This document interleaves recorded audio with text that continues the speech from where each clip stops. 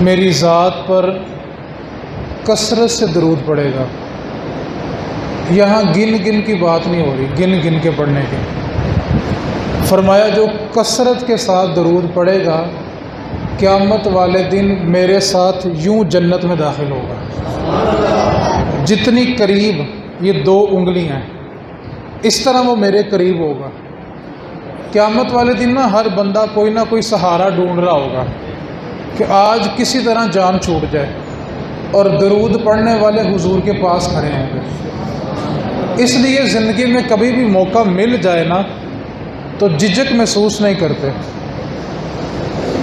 زندگی کے اندر کسی نے کوئی احسان کیا ہو نا تو بندہ ساری زندگی اس کے گن گاتا ہے کہ یہ میرا محسن ہے، اپنی نسلوں کو کہہ کے جاتا ہے کہ یار ایس بندے دی عزت کرنا، ایسے تہاڈے پیو دے بڑے احسان نے۔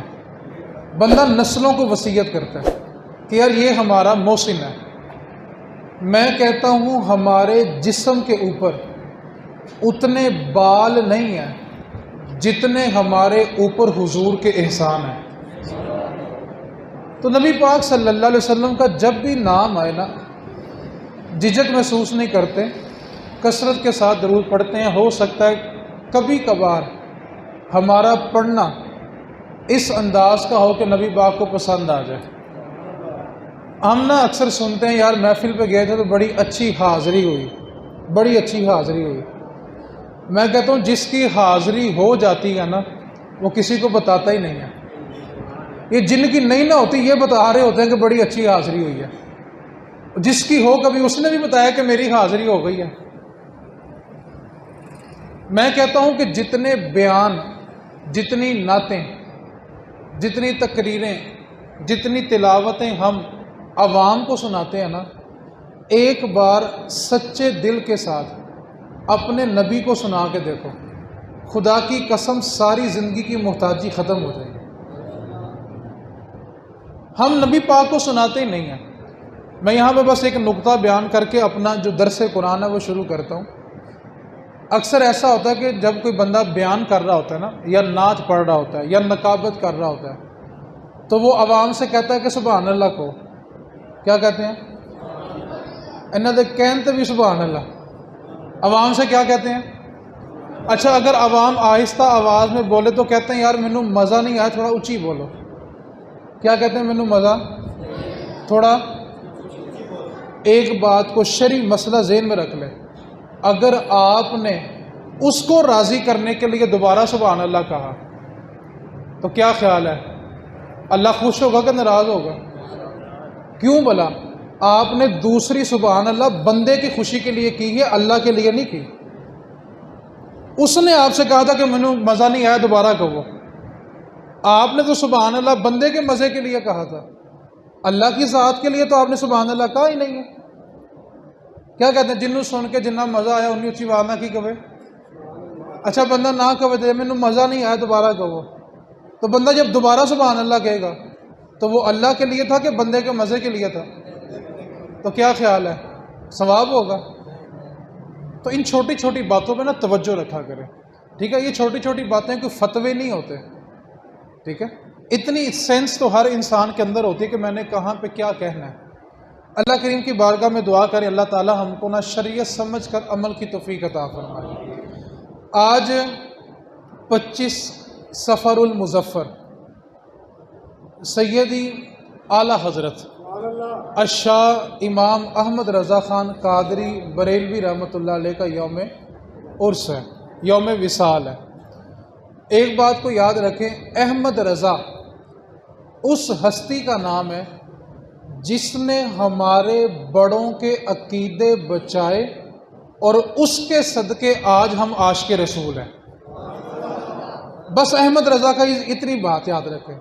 میں ایک بات آپ کو بڑے دعوے سے کہتا ہوں، میں اپنے 5-6 باپ، والد، دادا اوپر چلا جاؤں تو مجھے نہیں پتا کہ میرا 5واں جو دادا تھا وہ مسلمان بھی تھا کہ نہیں تھا۔ اسی طرح کسی کو یقین نہیں ہے، کسی کا پردادا ہندو، سکھ، عیسائی، کسی کو علم نہیں ہے۔ ہمیں تو تیسری پشت میں اوپر جا کے ان کے نام بھی بولو رے صحیح یاد نہیں پتہ ہوتے ہمیں۔ ہمیں نہیں پتا کہ ہمارے 3 دادا 4 دادا اوپر چلے جائیں تو کسی کا والد سکھ بھی ہو سکتا ہے، کسی کا والد ہندو بھی ہو سکتا ہے۔ ان کو کلمہ پڑھانے والے کون تھے؟ 2 ہستیاں برے صغیر میں، 2 ہستیاں، باقی پڑھایا تو بہت لوگوں نے، 2 ہستیاں ہیں جنہوں نے ہمارے دادوں کو مسلمان کیا، اور ان کے کرم سے آج ہم سب عاشق رسول ہیں۔ ان 2 ہستیوں کا نام، ایک کو داتا علی حجویری کہتے ہیں، ایک کو خواجہ معین الدین چشتی کہتے ہیں۔ ان 2 ہستیوں نے برے صغیر میں آ کے اسلام پھیلایا۔ اب یہاں پر ایک بات کو اور پلے باندھ لیں، ایک ہستی وہ ہوتی ہے جو اسلام پھیلاتی ہے، کیا کہا میں نے؟ دوسری ہستی وہ ہوتی ہے جو اسلام بچاتی ہے۔ اسلام پھیلانے میں اور اسلام بچانے میں فرق ہوتا ہے۔ جیسے آج کے دور میں آپ کو ہزاروں اختلافات بھی ہوں گے، چلے میں آج کے دور کی مثال نہیں دیتا، میں 14 صدیاں پیچھے چلا جاتا ہوں۔ صحابہ نے اسلام پھیلایا ہے، صحابہ نے، پھر بولیں، صحابہ نے اسلام، اور امام حسین نے اسلام بچایا ہے۔ ایک شعبہ اسلام پھیلانے کا ہے، ایک شعبہ اسلام بچانے کا ہے، ٹھیک ہے؟ میں 2 مشہور تحریکوں کے نام لے لیتا ہوں صرف مثال دینے کے لیے۔ میں یہ نہیں کہہ رہا کہ آپ ان کی حمایت کریں، جس کا جہاں دل کرتا ہے وہیں لگا رہے، میں کسی کو اختلافی بات میں نہیں ڈال رہا۔ اس دور میں دعوت اسلامی نے اسلام پھیلایا ہے، امیر اہل سنت نے اسلام، اور خادم حسین رضوی نے اسلام بچایا ہے۔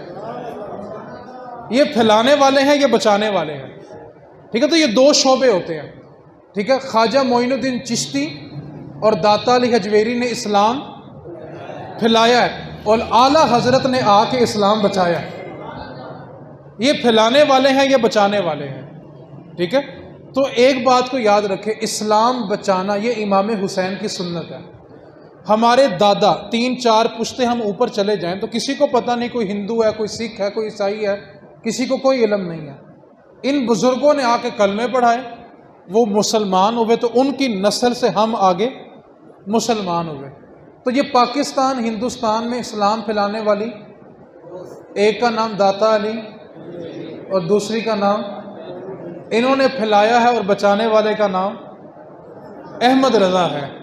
عشق و محبت، عشق و محبت، اعلیٰ حضرت، اعلیٰ حضرت، یہ اعلیٰ حضرت ہیں جنہوں نے ہم تک اسلام کا تحفظ، عقیدوں کا تحفظ پہنچایا۔ سیدی اعلیٰ حضرت جو ہیں 1856 میں انڈیا کا شہر ہے بریلی، وہاں پہ آپ پیدا ہوئے، اور 1921 میں آپ کا وصال ہوا۔ اس سال جو آپ کا عرس منایا جا رہا ہے اسلامی تاریخ کے اعتبار سے 103 سال ہو گئے۔ 100 جو لوگ اعلیٰ حضرت کو مانتے ہیں ان کے اوپر سب سے بڑا الزام یہ لگایا جاتا ہے کہ یہ لوگ بدعتی ہیں اور مشرک ہیں، شرک کرتے ہیں۔ اعلیٰ حضرت نے عقیدہ توحید جیسا بیان کیا ہے نا، آج بندے بیان ہی نہیں کرتے۔ بڑی توجہ کے ساتھ سننا، اعلیٰ حضرت نے عقیدہ کیسا بیان کیا، عقیدہ توحید، اللہ کی ذات کے اوپر اعلیٰ حضرت کا کیا توکل تھا۔ ایک ڈاکٹر تھا، ڈاکٹر جو نا یہ ستاروں کا علم نجوم جانتا تھا، وہ ستاروں کی جانچ پڑتال کر کے بتایا کرتا تھا کہ آنے والے حالات کیسے ہوں گے، بارش کب ہوگی، موسم کب تبدیل ہوگا، وہ ستاروں کا علم جاننے والا تھا۔ وہ ایک دن نا اعلیٰ حضرت سے ملاقات کرنے کے لیے آ گیا۔ اعلیٰ حضرت نے اس سے فرمایا کہ میں نے سنا ہے کہ آپ ستاروں کا علم جانتے ہیں۔ اس نے کہا بالکل جانتا ہوں۔ تو آپ نے اس سے فرمایا کہ یار تم چیک کر کے بتاؤ کہ بارش کب ہوگی۔ وہ بیٹھا، اس نے کچھ جانچ پڑتال کی، کچھ ستاروں کا حساب کتاب لگایا۔ اس نے کہا احمد رضا 1 مہینے سے پہلے بارش نہیں ہوگی، 1 مہینے کے بعد بارش ہوگی۔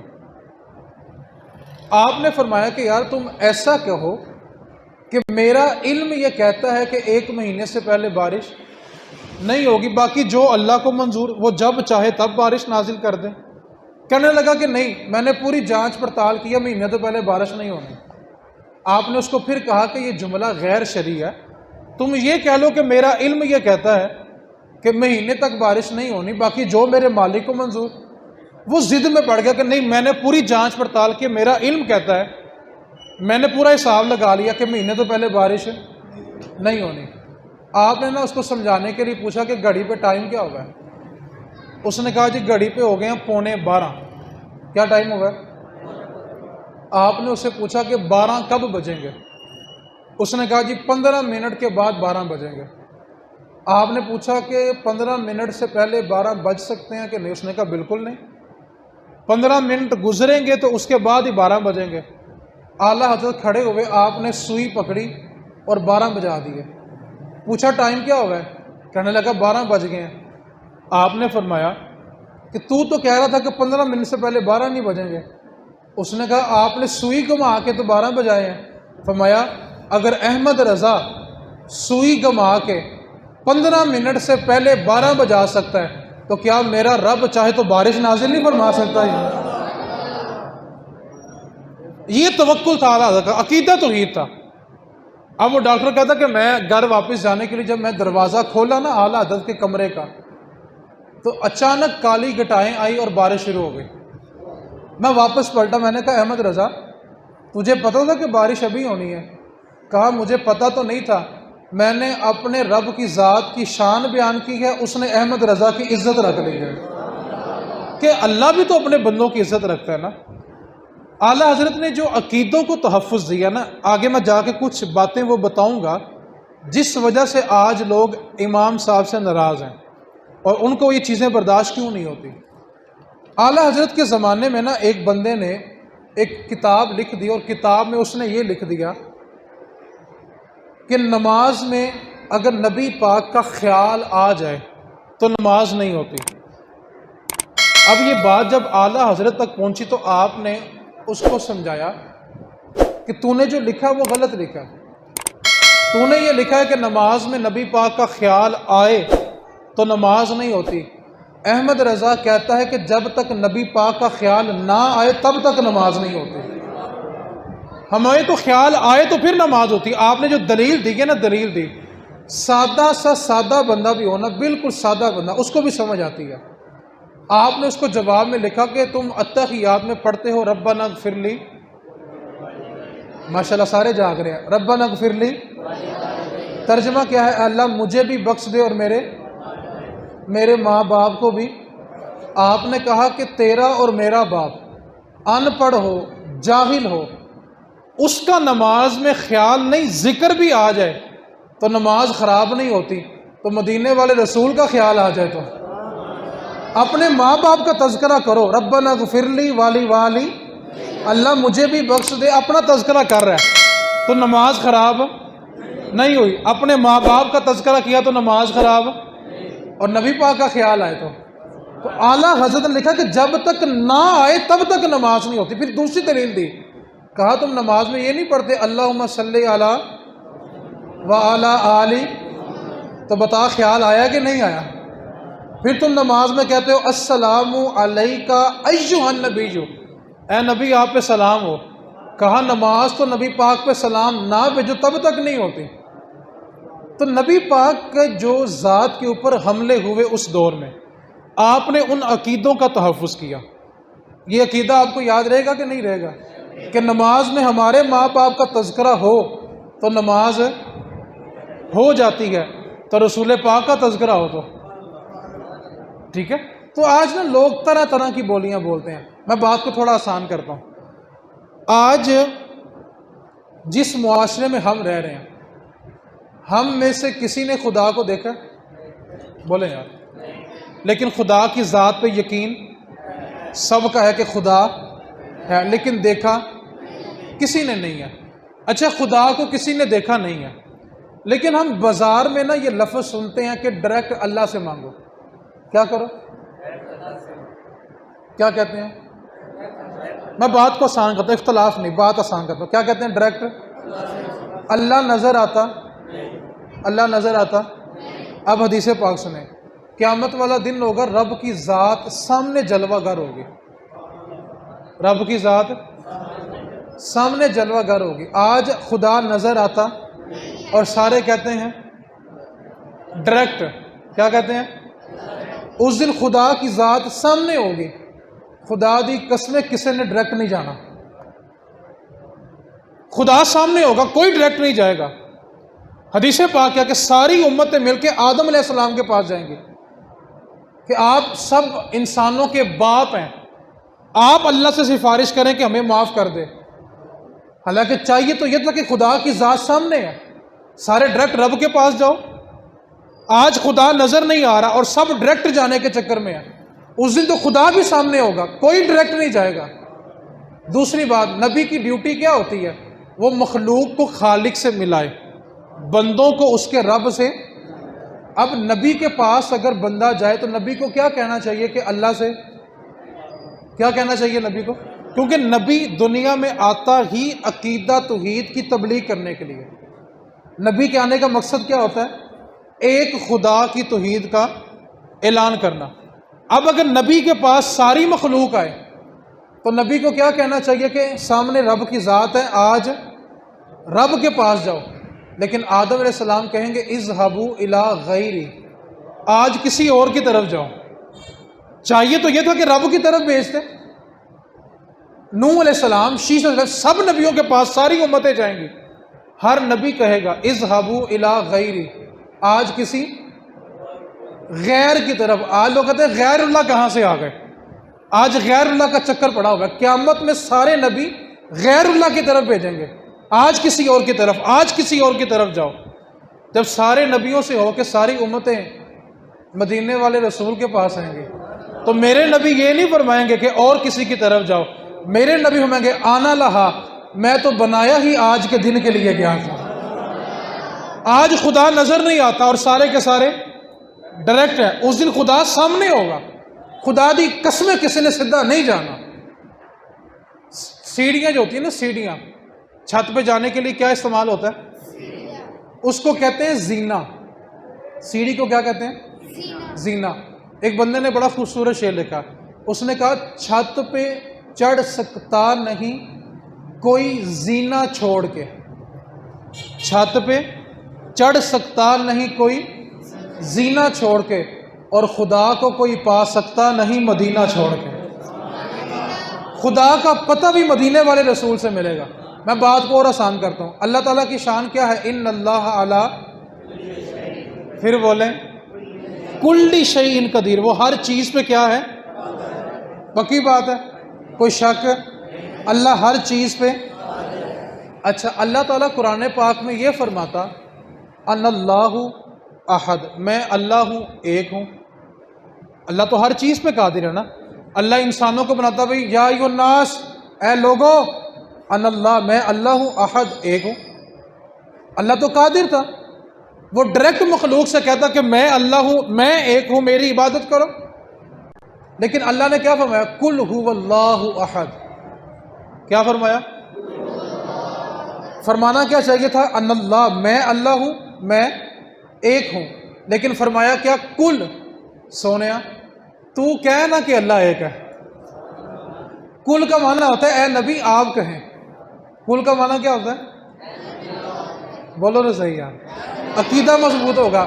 کل ھو اللہ احد، سونیا تو کہنا کہ اللہ ایک ہے۔ اللہ یہ بھی کہتا ہے اللہ احد، میں اللہ ہوں، میں ایک ہوں، لیکن فرمایا نہیں سونیا تو کہہ کہ اللہ ایک ہے۔ میں کہتا ہوں خالق مخلوق سے بات کرے، کیا کہا میں نے؟ خالق مخلوق سے بات کرے تو درمیان میں نبی کو رکھتا ہے۔ خالق مخلوق سے بات کرے تو درمیان میں، اے سارے ڈائریکٹ جان دے چکر چلیں۔ خالق اپنی بات کرنے کے لیے درمیان میں نبی کو رکھ رہا ہے۔ کل، سونیا تو کہہ کہ اللہ ایک ہے۔ اللہ خود فرماتا کہ میں اللہ ہوں، میں خدا ہوں، میں معبود ہوں، میں ایک ہوں، لیکن فرمایا نہیں سونیا کل، تو کہہ نا۔ ایک بات کو پلے باندھ لیں، قیامت والے دن رب سامنے ہوگا، کسی نے ڈائریکٹ خدا ہے آج نظر آتا؟ آدم علیہ السلام سے لے کے عیسیٰ علیہ السلام تک جتنے انبیاء تشریف لائے ہیں نا، جب ان کی امتوں نے ان سے پوچھا کہ خدا ہے تو انہوں نے کہا ہاں خدا ہے، تو انہوں نے پوچھا کہ آپ نے دیکھا ہے؟ تو سارے نبیوں نے کہا کہ نہیں، ہمیں جبریل نے بتایا کہ خدا ہے، ہم نے مان لیا کہ خدا ہے۔ سارے نبیوں نے کیا کہا؟ ہمیں کس نے بتایا؟ جبریل نے بتایا کہ خدا ہے، تو ہم نے مان لیا۔ آدم سے لے کے عیسیٰ تک سارے نبی کہتے رہے کہ خدا ہے، لیکن جبریل نے بتایا تو ہم نے مان لیا۔ لیکن جب میرے آقا سے پوچھا گیا آپ بتائیں خدا ہے، تو آپ نے یہ نہیں فرمایا کہ جبریل نے بتایا تو میں نے مان لیا، بلکہ میرے نبی نے فرمایا ہاں خدا ہے، اور میں سر کی آنکھوں سے دیکھ کے آیا ہوں کہ واقعی خدا ہے۔ سارے نبیوں کو جبریل نے بتایا ہے، اور ہمارے آقا سر کی آنکھوں سے دیکھ کے آئے کہ واقعی خدا ہے۔ تو نماز میں نبی پاک کا خیال آئے، اور بھائی نہ آئے تو ہوتی بھی نہیں ہے۔ کیسی باتیں کرتے ہو؟ یہ تو وہ ہستی ہیں جو اپنا سینہ پھیر دیں تو رب اپنے قبلے کو پھیر دیتا ہے۔ جو رب کی نماز پڑھتے پڑھتے اپنا سینہ پھیر دیں تو رب قبلوں کو پھیر دیتا ہے۔ یار تیرا میرا تذکرہ نماز میں ہو تو نماز نہیں ٹوٹتی، اور مدینے والے رسول کا تذکرہ ہو تو بات تھوڑی آسان کر دوں؟ بولے تو صحیح، کتنی بات سمجھ آ گئی؟ آگے چلیں کہ تھوڑی اور آسان کر لیں۔ نبی پاک صلی اللہ علیہ وسلم نا ایک قبیلے میں تھوڑی لڑائی ہو گئی، جھگڑا ہو گیا، تو نبی پاک نا ان کی صلح کروانے کے لیے چلے گئے۔ ان قبیلے والوں نے حضور کو دعوت دی کہ آپ آئیں اور ہمارے قبیلے میں جو جھگڑا ہوا ہے اس کی صلح کروا دیں۔ نبی پاک تشریف لے گئے، اور جب حضور تشریف لے گئے تو واپسی میں کچھ تاخیر ہو گئی، اور ظہر کی نماز کا جو وقت تھا وہ نکل رہا تھا، آخری وقت تھا۔ اب جب نبی پاک صلی اللہ علیہ وسلم صلح کروا کے مدینہ الرسول مدینے میں دوبارہ داخل ہوئے، ابو بکر صدیق رضی اللہ تعالی عنہ جماعت کروا رہے تھے۔ عرب کے اندر یہ دستور تھا کہ اگر امام کو کسی بات پہ مطلع کرنا ہو نا تو الٹے ہاتھ پہ یوں الٹا ہاتھ مارا جاتا ہے، یہ طریقہ ہوتا ہے۔ لیکن ہمارے بابے تو نماز میں بول پڑتے ہو، امام صاحب سیدھے ہوئی ہو، نماز میں طریقہ ہوتا ہے الٹے ہاتھ پہ الٹا ہاتھ مارنا، تاکہ امام کو پتہ چلے کہ پیچھے کوئی مسئلہ ہو گیا، یا کسی بات پہ متنبع کرنا ہے، خبر دینی ہے امام کو، تو الٹے ہاتھ پہ الٹا، یہ طریقہ ہوتا تھا عرب کے اندر کسی کو بتانے کا کہ پیچھے کوئی معاملہ ہے۔ اب جناب صدیق اکبر مصلی رسول پہ نماز پڑھا رہے ہیں، ٹھیک ہے؟ بڑی توجہ سے بات سننی ہے کہ نماز میں نبی کا خیال آئے تو نماز ہو جاتی ہے، نہ آئے تو نہیں ہوتی۔ اب جناب صدیق نماز پڑھا رہے ہیں، جب حضور مدینے میں آئے تو حضور جیسے یہاں پہ امام کھڑا ہے بالکل پیچھے چلے جائے، حضور وہاں سے صفے چیرتے ہوئے، جماعت ہو رہی ہے، اور نماز کس کی عبادت ہے؟ پھر بولے اللہ کی۔ حضور صفے چیرتے چیرتے چیرتے چیرتے پہلی صف میں آ کے کھڑے ہو گئے۔ اب جناب صدیق نماز پڑھا رہے ہیں، صحابہ مسلسل شور کر رہے ہیں، مسلسل کس بات کی اطلاع دے رہے ہیں کہ حضور حضور حضور آ گئے ہیں۔ کون آ گئے ہیں؟ حضور آ گئے ہیں۔ اب صحابہ ابو بکر صدیق کو اطلاع دے، جب تالیوں کا شور بڑھا تو جناب صدیق نے مڑ کے دیکھا، کیا کیا؟ میں حدیث صحیح مسلم پڑھ رہا ہوں، بخاری اور مسلم دونوں پڑھ رہا ہوں۔ صدیق اکبر نے، آپ فیصلہ کریں کوئی بندہ نماز پڑھ رہا ہو، اس کا سینہ قبلے سے پھر جائے، نماز ٹوٹ گئی، کیونکہ شرط ہے کہ سینہ قبلے کی طرف ہو، سینہ قبلے سے پھر جائے تو نماز ٹوٹ جاتی ہے۔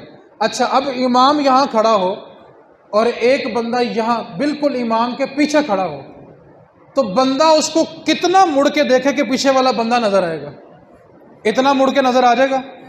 اتنا جب تک سینہ پورا پھر نہ جائے تب تک بالکل پیچھے والا بندہ نظر نہیں آتا۔ اب حضور آئے صفوں کو چیرتے ہوئے اور بالکل ابو بکر صدیق کے پیچھے آ کے کھڑے ہو گئے۔ جناب صدیق نماز پڑھا رہے ہیں اور حضور بالکل صدیق کے پیچھے کھڑے ہوئے ہیں۔ بخاری کے الفاظ ہیں، ابو بکر صدیق پیچھے مڑ کے حضور کو دیکھا اور نبی پاک نے میں صدیق نماز کو پورا کرو، یہاں پر میں نماز پڑھوں، آپ نماز پڑھے، وقت کا ولی نماز پڑھے، تو اگر سینہ قبلے سے پھیر لے تو اس کی نماز ٹوٹ جاتی ہے۔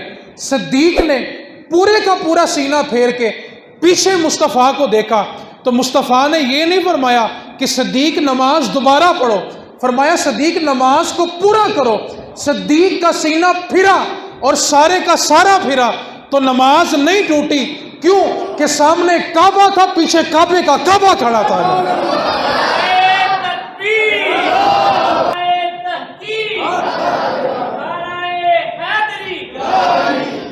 ہماری نماز تب تک نہیں ہوتی جب تک خیال نہ آئے۔ نماز کیوں نہیں ٹوٹی؟ سامنے کعبہ ہے اور پیچھے کعبے کا بھی کعبہ کھڑا ہے۔ اس واسطے اعلیٰ حضرت نے عقیدوں کو تحفظ دیا۔ تیسری بات، اعلیٰ حضرت نے ایک شعر پڑھا ہے، آج لے ان کی پناہ، آج لے ان کی پناہ، آج مدد مانگ ان سے، پھر نہ مانیں گے قیامت میں اگر تو مان گیا۔ آج لے ان کی پناہ، کب؟ کیوں بولا؟ قبر کا جو تیسرا سوال ہے نا، وہ یہ نہیں ہے کہ نبی پاک سامنے جلوہ گر ہوں تو یہ پوچھا جائے کہ ان کے بارے میں تمہارا کیا عقیدہ ہے، یہ سوال نہیں ہے۔ قبر کا سوال یہ ہے کہ دنیا میں ان کے بارے کیا کہا کرتا تھا۔ اس لیے اعلیٰ حضرت نے کہا آج لے ان کی پناہ، آج لے ان کی پناہ، آج مدد مانگ ان سے، پھر نہ مانیں گے قیامت میں اگر تو مان گیا۔ اب اعلیٰ حضرت نے شعر کہا ہے تو پیچھے حدیث بھی بیان کیا، ابن ماجہ پڑھنے لگا ہوں۔ حضرت تمیم دارمی رضی اللہ تعالیٰ عنہ، یہ صحابیاں حدیث کو روایت کرتے ہیں، آپ فرماتے ہیں کہ ہم نبی پاک کی بارگاہ میں بیٹھے ہوئے تھے، ایک اونٹ آیا، اس نے آ کے سب سے پہلے نبی پاک کے قدموں کے اوپر اپنے ہونٹ رکھے، آج لے، پھر بولے آج لے ان کی پناہ، آج مدد مانگ ان سے، آج لے ان کی پناہ۔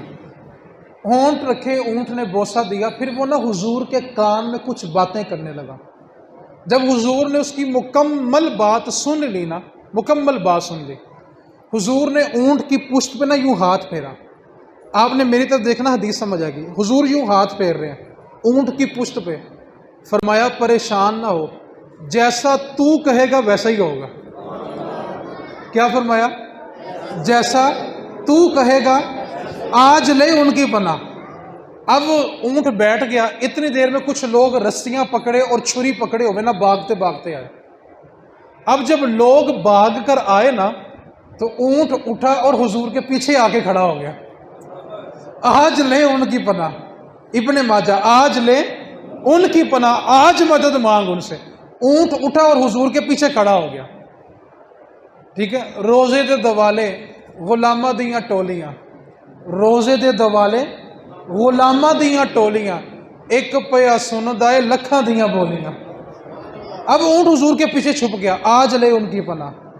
اب وہ لوگ آئے، انہوں نے کہا یا رسول اللہ، یہ جو اونٹ آپ کے پیچھے چھپا ہوا ہے نا، یہ ہمارا اونٹ ہے اور بھاگ کر آپ کے پاس آ گیا، تو میں اب تو ہماری پناہ میں آ گیا نا، آج لے ان کی پناہ۔ اب انہوں نے کہا کہ یا رسول اللہ، یہ ہمارا اونٹ ہے، اگر آپ مہربانی فرمائیں تو ہمیں واپس کر دیں۔ نبی پاک نے فرمایا کہ یہ اونٹ تمہاری شکایت لگا رہا ہے۔ انہوں نے کہا جی کیا شکایت ہے؟ نبی پاک نے فرمایا کہ اونٹ کہہ رہا ہے کہ یا رسول اللہ، میں نے ساری زندگی ان کا بوجھ اٹھایا، مشقت کی ہے، ان کا بوجھ اٹھاتا رہا ہوں، آج ہڈیوں میں طاقت کم ہو گئی ہے تو مجھے ذبح کرنا چاہتے ہیں، اور یہ ساری زندگی کی وفا کا یہ صلہ دینا چاہتے ہیں کہ اگر آج مجھ میں ہمت نہیں ہے وزن اٹھانے کی تو مجھے یہ ذبح کرنا چاہتے ہیں۔ اب وہ لوگ کہنے لگے یا رسول اللہ، جیسا آپ کہیں گے ویسا ہی ہوگا۔ کوئی جملہ یاد آیا؟ پہلا جملہ حضور نے کیا کہا تھا؟ جیسا تو کہے گا۔ اب وہ کیا کہتے ہیں؟ یا رسول، جیسا آپ کہیں گے ویسا ہی ہوگا۔ نبی پاک نے فرمایا کہ سنو، اونٹ آ گیا ہمارے پاس، ہماری پناہ میں آ گیا، اب میں نے واپس نہیں کرنا، بتاؤ قیمت کتنی ہے؟ انہوں نے کہا یا رسول اللہ، ہم آپ سے قیمت نہیں لیں گے، آپ ویسے ہی اونٹ رکھ لیں۔ میرے نبی نے فرمایا کہ نہیں، تم بتاؤ قیمت کتنی ہے۔ جب نبی پاک نے اصرار کیا نا تو کہنے لگے یا رسول اللہ، کچھ دن پہلے قیمت لگوائی تھی تو 100 دینار قیمت لگی تھی. نبی پاک نے کہا بلال ان کو 100 دینار دے دو. 100 دینار دیے, وہ لوگ چلے گئے. اب جو اونٹ حضور کے پیچھے چھپا ہوا تھا وہ نکل کے پھر سامنے آیا اور پھر حضور کے کان میں کچھ باتیں کرنے لگا. آج لے ان کی پناہ. اس نے کچھ باتیں کی تو نبی پاک زاروں قطار رونے لگے. حضور کے چشمان سے زاروں قطار آنسو بہنے لگے. اونٹ نے بات کی اور چلا گیا.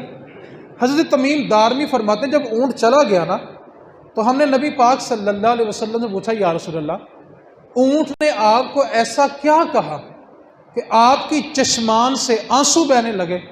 میرے نبی پاک صلی اللہ علیہ وآلہ وسلم میں صحابہ اونٹ جاتے جاتے کہہ کے گیا ہے یا رسول اللہ جس طرح آج آپ نے مجھے چھری سے بچایا ہے اللہ قیامت والے دن آپ کی امت کو جہنم سے بچا لے گا. آج لے ان کی پناہ, آج مدد مانگ ان سے, آج ان کی پناہ میں آؤ. اعلیٰ حضرت نے ہمیں یہ عقیدوں کا تحفظ دیا, اور جس دور میں اعلیٰ حضرت نے عقیدوں کو تحفظ دیا ہے نا وہ دور کیا تھا. میں ایک بس بات اور سنا کے اعلیٰ حضرت کی ان عقیدوں کی طرف آ رہا ہوں. اعلیٰ حضرت کے دروازے پہ نا ایک فقیر مانگنے والا آ گیا. مانگنے والے فقیر کی بات ہو رہی ہے, دوسرے فقیر کی بات نہیں ہو رہی. مانگنے والا آیا اور کہنے لگا احمد رضا 10 روپے دے دو ورنہ میں تمہارا مکان الٹ دوں گا. آپ نے فرمایا کہ یار تو 10 کے 20 لے لے لیکن یہ مکان الٹنے والی بات غیر شرعی ہے, مہربانی کر ایسی بات تو نہ کر, 10 کے 20 لے لے. اس نے کہا نہیں 10 دو ورنہ مکان الٹ دوں گا. اعلیٰ حضرت نے پھر سمجھایا کہ یہ بات غیر شرعی ہے. فقیر گھروں کو بسایا کرتے ہیں, گھروں کو الٹایا نہیں کرتے.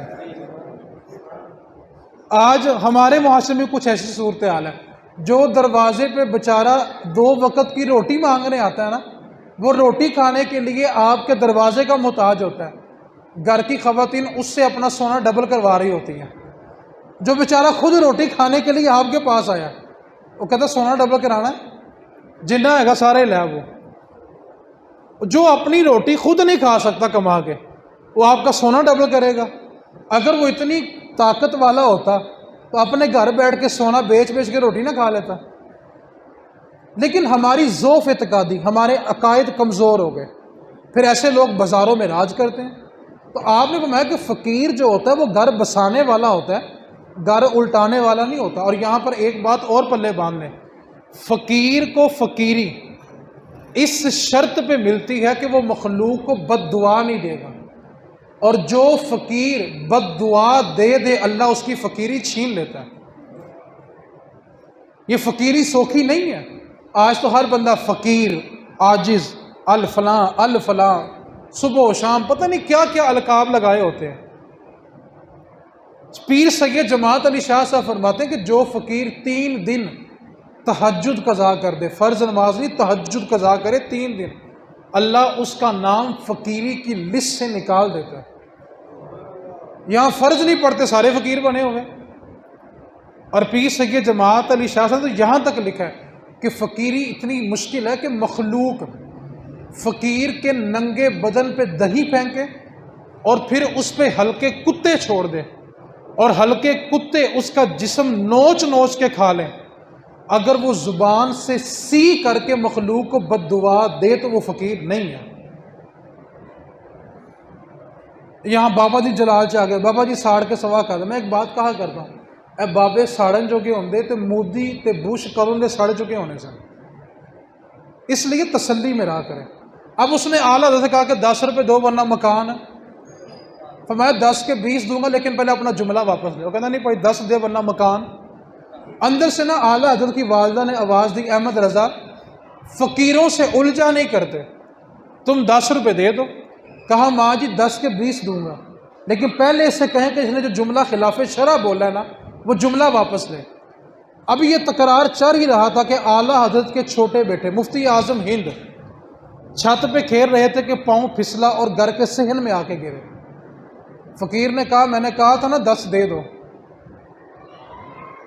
اب جب ماں نے دیکھا کہ مفتی اعظم ہند چھت سے زمین پہ گرے ہیں تو ماں نے کہا احمد رضا تجھے میں نے کہا تھا نا کہ فقیروں سے الجھا نہیں کرتے۔ احمد رضا فرمانے لگے ماں احمد رضا کے 100 بیٹے بھی ہوتے تو میں سب قربان کر دیتا، لیکن مصطفیٰ کی شریعت پہ سمجھوتا نہیں کر سکتا۔ یہ کہے کہ میں نے غیر شرعی جملہ بولا ہے۔ ابھی اتنی بات کی تو چھوٹے شہزادے اٹھے، کپڑے جھاڑتے ہوئے آئے اور کہا ابا جی مجھے تو کچھ بھی نہیں ہوگا۔ آپ نے پھر نہ اپنا جوتا اتارا اور الٹا کر کے رکھا اور اس سے کہا کہ تو فقیر ہے، مکان الٹنے آیا تھا، یہ احمد رضا کا جوتا ہے، طاقت ہے تو سیدھا کر کے دکھا۔ تو سمجھتا فقیری بس تجھے ہی آتی ہے؟ اور ہمارے معاشرے میں فقیر بھلا کون ہوتا ہے؟ جس کے لمبے لمبے بال ہوں، بالوں میں اس نے گت کی ہو، 6 انگوٹھیاں پہنی ہو، جو بیچارہ صبح سے لے کے شام تک قرآن پڑھے، حدیث پڑھے، بچوں کو پڑھائے، وہ تو نہیں نا پیر بن سکتا۔ ایسا ہی ہے نا، وہ تو مولوی ہے نا، بابے کچھ اور ہوتے ہیں، وہ تو مولوی ہے بیچارہ، کیونکہ وہ قرآن پڑھانے والا ہے، وہ نبی پاک کی حدیث پڑھانے والا ہے، وہ شریعت کے مسائل پڑھانے والا ہے۔ وہ کون ہے؟ مولوی۔ اور بابا کون ہے؟ جڑا 6 مہینے نہ ہوئے بھی نہ۔ ایسا ہی ہے۔ اب مہربانی کیا کریں اور مہربانی کیا کریں، تھوڑا اپنے آپ کو ہوش میں رکھا کریں۔ اب اس نے سارا زور لگایا، جوتا سیدھا نہیں ہوا، تو آپ نے جیب سے 20 روپے نکالے اور کہا یہ 20 پکڑ، اور آج کے بعد نبی پاک کی شریعت کے خلاف بات نہیں کرنی۔ اعلیٰ حضرت نے ہمیں یہ عقیدوں کا تحفظ دیا۔ اب اعلیٰ حضرت نے اتنی سختی کیوں کی؟ اب آپ نے وہ چیز بڑی توجہ کے ساتھ سننی ہے، میں گفتگو سمیٹنے لگا ہوں۔ جس دور کے اندر اعلیٰ حضرت نے قلم اٹھایا ہے نا، اور جو اعلیٰ حضرت نے لکھ دیا ہے نا، ایسا کوئی نہیں لکھ سکتا۔ بیسیکلی ہم نے اعلیٰ حضرت کو پڑھا ہی نہیں ہے، سنا ہی نہیں ہے، نہ بیان کرنے والوں نے کھل کے بیان کیا، نہ سننے والوں نے سنا۔ ہم بس اتنا جانتے ہیں، اچھا وہ احمد رضا جنہوں نے لکھا تھا مصطفیٰ جان رحمت پہ لاکھوں سلام، یا بس سب سے اولا و اعلیٰ، بس یہ 2 کلام یاد ہیں۔ اچھا وہ ان کا نام احمد رضا ہے۔ احمد رضا جس کا نام ہے نا، آپ کبھی اس کو پڑھ کے دیکھیں، ہمارے بڑوں کے عقیدے بچانے والے کا نام احمد رضا ہے۔ اور تقوی کا عالم کیا تھا؟ تقوی کا عالم، آپ نہ اپنے گھر سے نکلے سرسوں کا تیل لینے کے لیے اور دکان پہ چلے گئے، جا کے اس کو شیشی دی اور کہا کہ اس میں تیل بھر دو۔ اس نے تیل بھر دیا تو آپ نے پوچھا کتنے پیسے ہوگا؟ اس نے کہا جی ویسے تو 5 آنے ہیں، آپ ہمارے علاقے کے عالم ہیں تو آپ سے ہم 3 آنے لیں گے، آپ ہمارے امام صاحب ہیں۔ آپ نے اس کو 5 آنے پورے دیے اور فرمایا سنو، احمد رضا اپنا علم 2 آنے کا نہیں بیچا کرتا، علم میرا اتنا سستا نہیں کہ میں 2 آنے کا بیچ دوں۔ اور میں کہتا ہوں 50,000 لے کے تقریر کرنے والوں، تمہارا علم صرف 50,000 روپے کا تھا، تم تو اربوں میں بھی تلتے تو اربوں کم تھے، اور تم نے قیمت لگائی 50,000 روپیہ، قیمت لگائی 20,000 روپیہ۔ یا تو تم اپنے آپ کی پہچان کروا رہے کہ میرا جتنا علم ہے وہ 20,000 روپے کا ہے، جس نے خریدنا وہ خرید لے، ٹھیک ہے؟ ہم وہ نہیں ہیں جو 10,000 پہ بک جائیں، ٹھیک ہے؟ ایک بات کو یاد رکھیں، عالم وہ نہیں ہوتا، میں ایک جملہ کہنے لگوں بڑی توجہ کے ساتھ سننا ہے، عالم وہ نہیں ہوتا جو 10، 20، 50,000 پہ بک جائے۔ عالم وہ ہوتا ہے جس کے سامنے بیٹھنے والا جب بیٹھ کے اٹھے تو اپنا اپنا بیچ کے اٹھے، اس کے سامنے بیٹھنے والے اپنا آپ بیچ کے چلے جائیں۔ عالم اس کو کہتے ہیں کہ بندے اس کی مجلس میں بیٹھے اور اپنے آپ کو بیچ دے کہ نہیں یار کمال کر دیا اس بندے نے، آپ اس کے ایمان کو جلا بخش دیں، عالم وہ ہوتا ہے۔ اب جس دور میں اعلیٰ حضرت نے قلم اٹھایا نا، پہلا عقیدہ اس دور کے اندر قرآن پاک اور ہندوؤں کی جو کتاب گیتا ہے، قرآن اور گیتا کو ایک ہی ڈولی میں اٹھا کے بر صغیر کی گلیوں میں چکر لگوائے جاتے تھے اور کہا جاتا تھا جس طرح قرآن اللہ کی الہامی کتاب ہے، گیتا بھی اللہ کی آسمانی کتاب ہے۔ دوسرا عقیدہ، جامعہ مسجد دلی کے ممبر کے اوپر یہ نعرے لگائے گئے کہ اگر نبی پاک پہ نبوت ختم نہ ہوتی تو گاندھی نبی ہوتا۔ ہم شعر پڑھتے ہیں، بعد از خدا بزرگ توئی، قصہ مختصر کہ اللہ کی ذات کے بعد کسی کا مقام ہے تو رسول پاک ہے۔ اس شعر کو پڑھنے کے بعد جامعہ مسجد دلی کے ممبر کے اوپر یہ خطبے دیے گئے کہ اس شعر میں مراد اللہ کی ذات کے بعد جو ذات ہے وہ گاندھی کی ذات ہے۔ موسیٰ علیہ السلام کو کرسچن بت کہا گیا، گائے کی قربانی حرام ہونے کے فتوے تقسیم کیے گئے۔ اعلیٰ حضرت کی سب سے پہلی مخالفت برٹش حکومت نے کی تھی، اور کچھ مسلمان ایسے تھے جو یہ نظریہ رکھتے تھے کہ ہم ہندو اور مسلم مل کے انگریزوں کا مقابلہ کریں۔ اعلیٰ حضرت نے کہا تھا کہ نہیں، ہم مسلمان ہیں، ایک خدا کو ماننے والے ہیں، ہم اکیلے لڑیں گے اور ہندوؤں کا مقابلہ بھی کریں گے، انگریزوں کا مقابلہ بھی کریں گے۔ اس کا نام بعد میں دو قومی نظریہ رکھا گیا۔ امت کو، پاکستانیوں کو دو قومی نظریہ دینے والی ذات اعلیٰ حضرت کی ہے۔ جس وقت نبی پاک کی ذات پہ حملے ہو رہے تھے، اعلیٰ حضرت نے اس وقت قلم اٹھایا۔ اعلیٰ حضرت کے بارے میں لوگ کہتے ہیں کہ بڑے سخت تھے۔ میرا سوال ہے، وہ اپنی ذات کے بارے میں سخت تھے کہ نبی کی شریعت کے بارے میں سخت تھے؟ چلے میں بات کو سادہ لفظوں میں آپ کی گود میں ڈال دیتا ہوں۔ میرے باپ کو کوئی بندہ گالی دے، کیا کہا میں نے؟ تو میری غیرت کو کیا کرنا چاہیے؟ چلیں آپ کے کسی عزیز کو کوئی گالی دے جس سے آپ کا پیار ہو، کیا کرنا چاہیے آپ کو؟ اس کی تعریف کریں گے؟ کیا کریں گے؟ مذمت ہی کریں گے نا، ہلکی کریں گے کہ سخت کریں گے؟ اچھا ہمارے باپ کو کوئی گالی دے تو ہم اس کی مذمت کریں اور سخت کریں، تو جو رسول پاک کو گالیاں دے؟ اعلیٰ حضرت نے ان کے خلاف لکھا ہے۔ اس واسطے جس دور میں اعلیٰ حضرت نے قلم اٹھایا تھا نا، اس دور میں یہ تھا۔ اور اعلیٰ حضرت صرف یہ نہیں تھے جو قرآن کو جانتے تھے، حدیث کو جانتے تھے، اعلیٰ حضرت 100 سے زیادہ علوم کو جانتے تھے، علوم، اور اس میں مہارت رکھتے تھے۔ میں بس ایک مثال دے کے گفتگو سمیٹنے لگا ہوں۔ اعلیٰ حضرت کے دور میں ایک سائنسدان تھا۔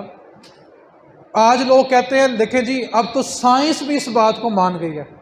میں کہتا ہوں سائنس نہ بھی مانے، ہمیں کوئی فرق نہیں پڑتا۔ جب نبی پاک نے کہہ دیا تو بات ہی ختم ہو گئی۔ اچھا آج سائنس بلا کے کہتی ہے، توجہ میری طرف کرنی ہے۔ ہم جب کھانا کھانے کے لیے بیٹھے، سنت طریقہ کیا ہے؟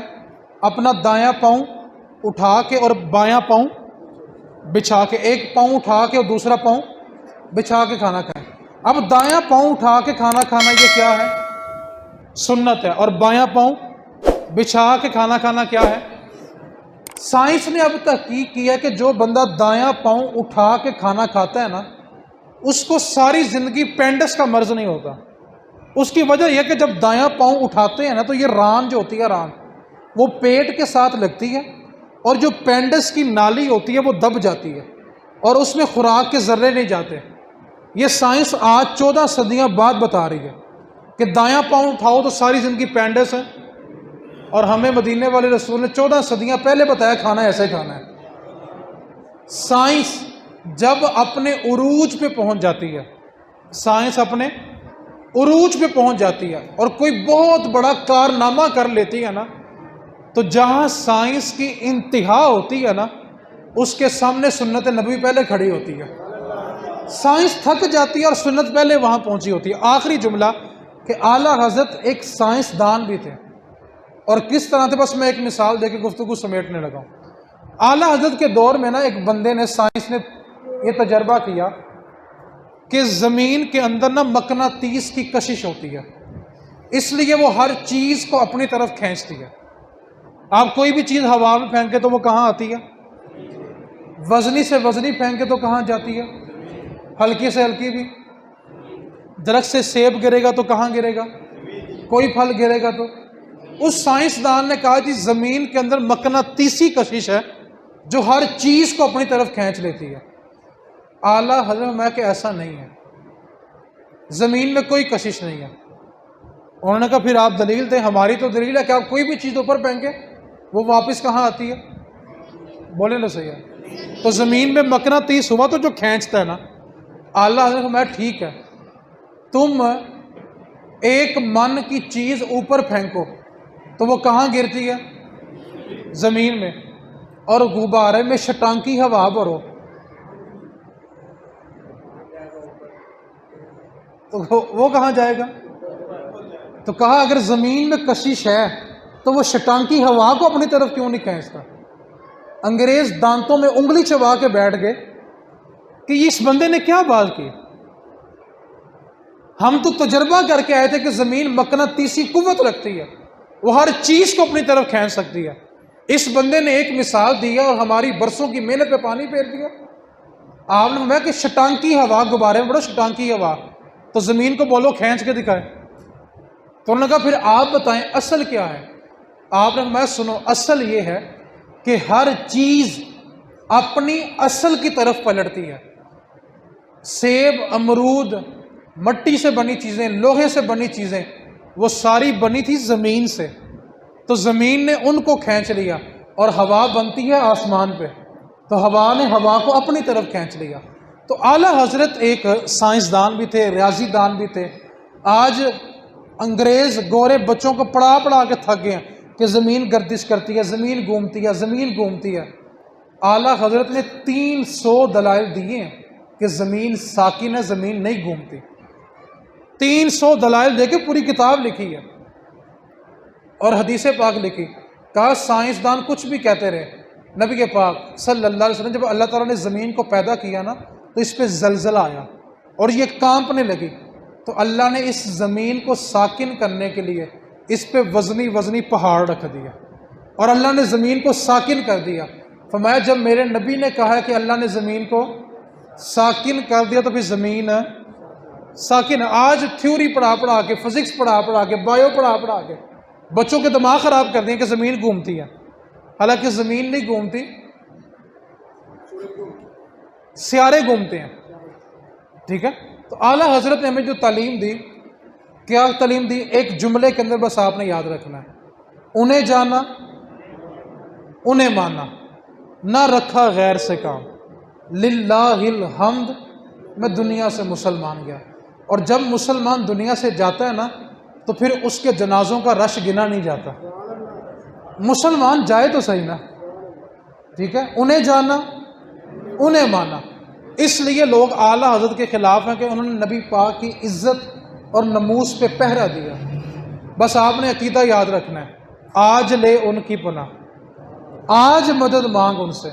اور دوسرا عقیدہ، ہماری نماز تب تک جب تک نبی پاک کا خیال نہ آ جائے. اس واسطے اعلیٰ حضرت نے ہمارے عقیدوں کو تحفظ دیا. جس جملے کے لیے میں نے ساری گفتگو کی ہے وہ جملہ یہ ہے. آج ہر طرف علماء آپس میں جھگڑ رہے ہیں، فتنہ ہے، فساد ہے، کوئی کسی کو حق پہ مانتا ہے، کوئی کسی کو حق پہ مانتا ہے. میں ایک جملہ بولوں گا آپ سب کے لیے. ہمارے بڑوں نے ہر بات کے بارے میں فیصلہ لکھ دیا ہوگا. ایسا کوئی مسئلہ ماضی کا نہیں ہے جس کے اوپر ہمارے بزرگوں نے لکھا نہ ہو. اگر آپ اپنے ایمان کی سلامتی چاہتے ہیں تو جو اب ہمارے بڑوں نے فیصلے کر دیے اس پہ آنکھیں بند کر لو. جب اس سے آگے بڑھنے کی کوشش کرو گے تو گمراہ ہو جاؤ گے.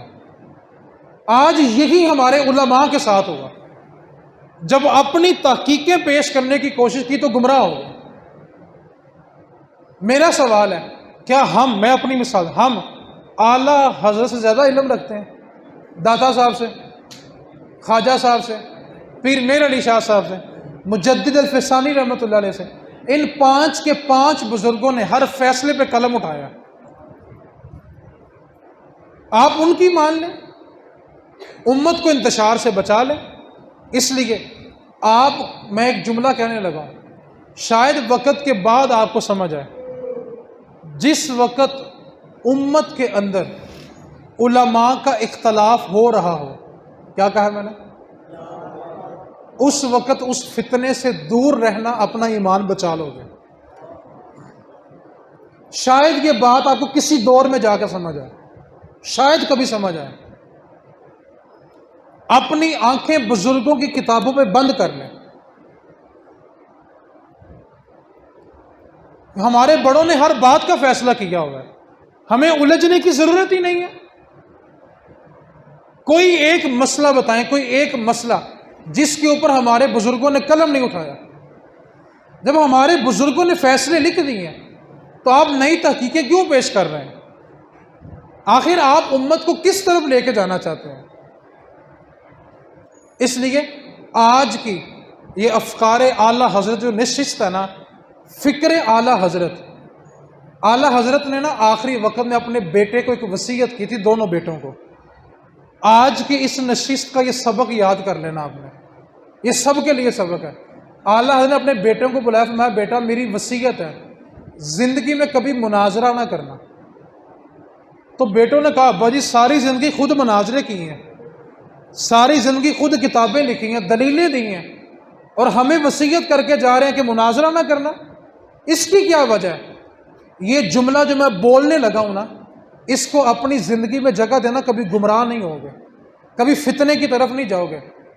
امام احمد رضا خان نے فرمایا بیٹا ہم مناظرے اس لیے کرتے تھے لوگ دین میں واپس آ جائیں. ہم مناظرے اس لیے کرتے تھے کہ لوگ دین میں، اور ہمارے بعد مناظرے لوگوں کو دین سے نکالنے کے لیے ہوں گے. ایک عالم بتائیں جس کے جملوں سے یہ نظر آتا ہو کہ وہ دوسرے کی اصلاح چاہتا ہے. نبی پاک تو کافروں کے دروازے پہ جا کے دستک دیتے رہے، اللہ یہ ایمان لے آئیں جہنم کی آگ سے بچ جائیں. نبی پاک طائف کے بازاروں میں پتھر کھاتے رہے کہ اللہ میری امت کو جہنم کی آگ سے بچا اور یہ دین میں داخل ہو جائیں.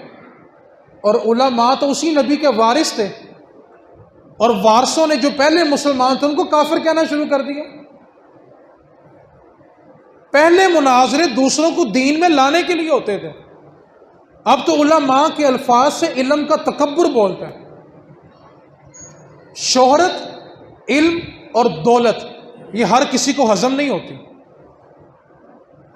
بہت سارے لوگوں کو علم کی بد ہضمی ہو جاتی ہے، علم آ جائے تو ہضم نہیں ہوتا. میں بیٹا ہم مناظرے کرتے تھے لوگوں کو دین میں لانے کے لیے، اور ہمارے بعد مناظرے ہوں گے لوگوں کو دین سے نکالنے کے لیے. کیا کبھی کسی مناظرے کا ٹائٹل یہ دیکھا آپ نے کہ ہم ہدایت کے لیے مناظرہ کریں گے، جو غلط ہوگا وہ دوسرے کی بات مان لے گا. اس واسطے فتنوں سے دور رہیں. اور آپ کا عقیدہ کیا ہونا چاہیے؟ ہمارے بڑوں نے کتابوں میں جو، پھر بولیں، داتا صاحب نے جو لکھ دیا ہماری آنکھیں، اعلیٰ حضرت نے جو لکھا ہماری آنکھیں اس پہ بند ہے. اعلیٰ حضرت کے عقیدوں پہ آنکھیں بند کر لو، انشاءاللہ انشاءاللہ انشاءاللہ قیامت والے دن بیڑا پار ہو جائے گا. اس سے آگے بڑھنے کی کوشش مت کرو یار، بزرگوں سے آگے جانے کی کوشش مت کرو یار. آج ہر بندہ کہتا ہے جی آپ ڈائریکٹ قرآن پڑھ لیں، آپ ڈائریکٹ حدیث پڑھ لیں. یار جس بندے کو ڈائریکٹ یہ نہیں پتا کہ قرآن میں وضو کے 4 فرض کہاں لکھے ہوئے ہیں، آپ اس امت کو اندھیرے میں کیوں دھکیل رہے ہیں؟ اس واسطے جتنا ادب ہم اپنے علماء کا کرتے ہیں نا، اگر تھوڑا سا بڑھا کے اپنے نبی کا کر لیں گے نا تو گمراہی سے بچ جائیں گے یار.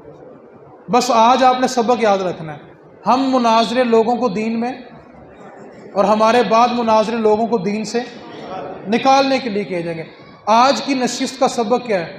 جو ہمارے بڑوں نے لکھ دیا ہماری آنکھیں، اس سے آگے جانا، اس کے آگے صرف گمراہی ہے، صرف گمراہی ہے اور کچھ نہیں ملے گا. اور جب فتنے اپنے عروج پہ ہوں تو فتنوں سے اللہ کریم کی بارگاہ میں دعا کریں اللہ تعالیٰ ہم سب کو صحیح معنوں میں نا دین سمجھنے کی توفیق عطا فرمائے. اعلیٰ حضرت ہماری جان ہے. اعلیٰ حضرت کون ہے؟ ہماری جان ہے، کیونکہ ہمارے بڑوں کا اسلام بچانے والے وہ ہیں. اللہ کریم ہم سب کو اپنے بڑوں کا ادب کرنے کی توفیق عطا فرمائے. وما علینا الا البلاغ.